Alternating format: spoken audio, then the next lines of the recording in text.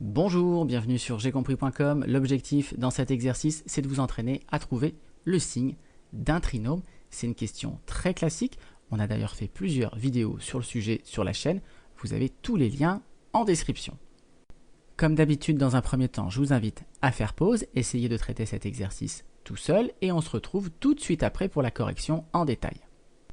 Allez, c'est parti pour la correction. Donc on rappelle que pour déterminer le signe d'un trinôme, on va s'imaginer la courbe qui représente cette fonction. Et une fonction du second degré, elle est représentée par une parabole.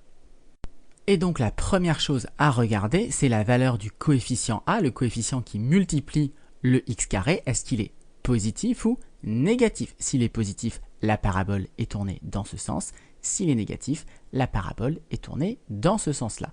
Et ici, regardez, on a moins 4x carré. Ça veut dire que a ici, c'est moins 4. Et donc que a est strictement négatif. Donc déjà, je sais que la parabole qui représente ma fonction r, elle est tournée dans ce sens. Et maintenant, il faut se poser une deuxième question. Est-ce que ma parabole, elle coupe ou non l'axe des abscisses? Et pour ça, on va calculer le discriminant delta.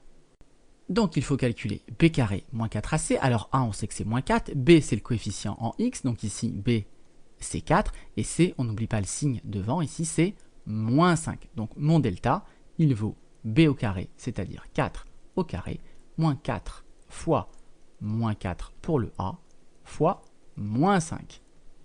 4 au carré, ça donne 16. Alors ici, on fait attention avec les signes. On a moins par moins par moins. Moins par moins, ça fait plus, et fois encore moins, ça va faire moins.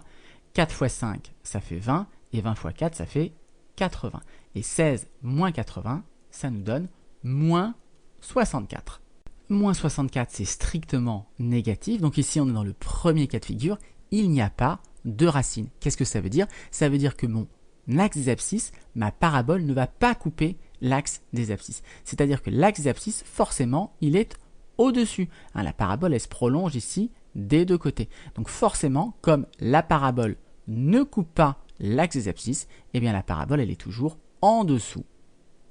Et donc ça veut dire que quelle que soit la valeur de x, la valeur de r de x, elle sera toujours strictement négative.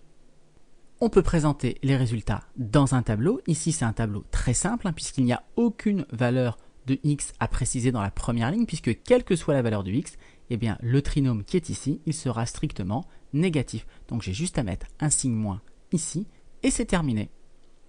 Voilà, c'est tout pour cette vidéo. Comme d'habitude, si vous l'avez appréciée, eh bien, n'hésitez pas à la partager et à la liker.